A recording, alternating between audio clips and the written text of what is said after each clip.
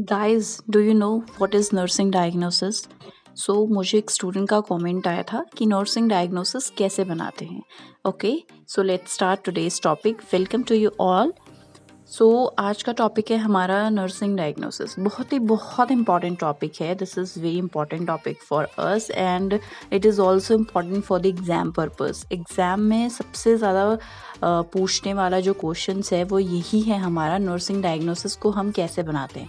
जैसे ही हमने यहाँ पे एक सेंटेंस लिखा हुआ है, ये पूरा स्टेटमेंट है, ये एक नर्सिंग डायग्नोसिस है, राइट। नर्सिंग डायग्नोसिस के बेस पर ही हम क्या बनाते हैं, नर्सिंग केयर प्लान।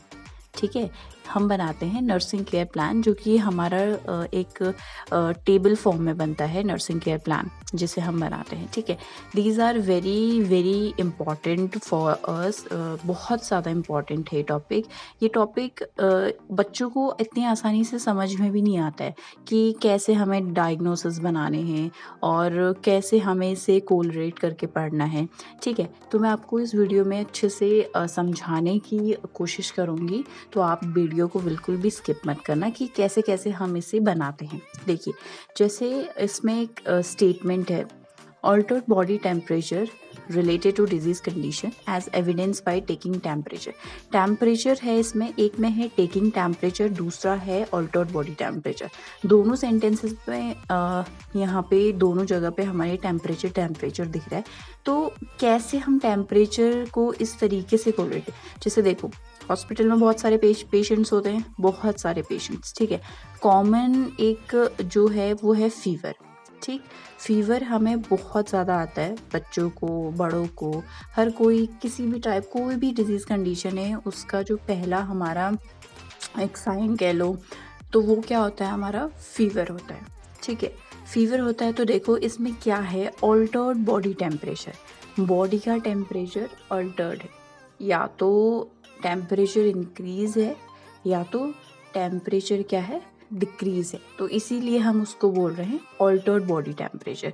ठीक है, बॉडी का टेम्परेचर बिल्कुल भी ऑल्टर्ड है, किसके रिलेटेड टू डिजीज कंडीशन, कि जो भी उसको बीमारी है, जो भी उसकी डिजीज कंडीशन हुई है, उस कंडीशन की वजह से उसका जो बॉडी का टेम्परेचर है वो ऑल्टर्ड हो चुका है, या तो इंक्रीज होगा या तो डिक्रीज होगा। ठीक है, डिजीज कंडीशन की वजह, कोई भी डिजीज हो सकती है, लाइक डायरिया है, डेंगू फीवर है, या फिर कोई भी बीमारी है। ठीक है, उसकी वजह से टेम्परेचर, बॉडी का टेम्परेचर ऑल्टर्ड है, जिसका एविडेंस क्या है, एज एविडेंस पढ़ रहे हैं कि टेकिंग टेम्परेचर की वजह से।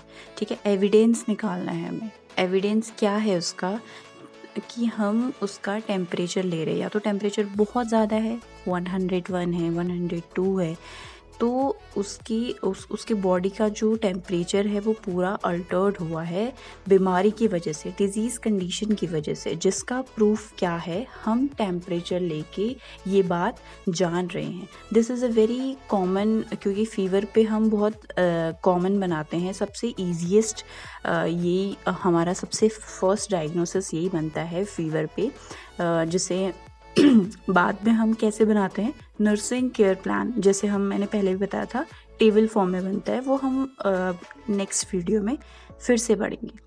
लेकिन नर्सिंग डायग्नोसिस में इसमें क्या होता है कि पूरा, जैसे अल्टर्ड बॉडी टेम्परेचर है related to disease condition as evidence by taking temperature.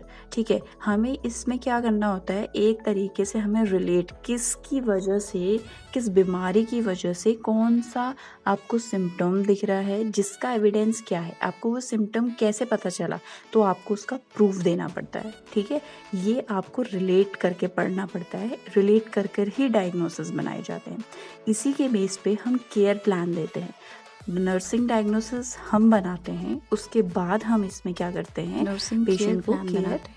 I hope आपको वीडियो समझ आया हो।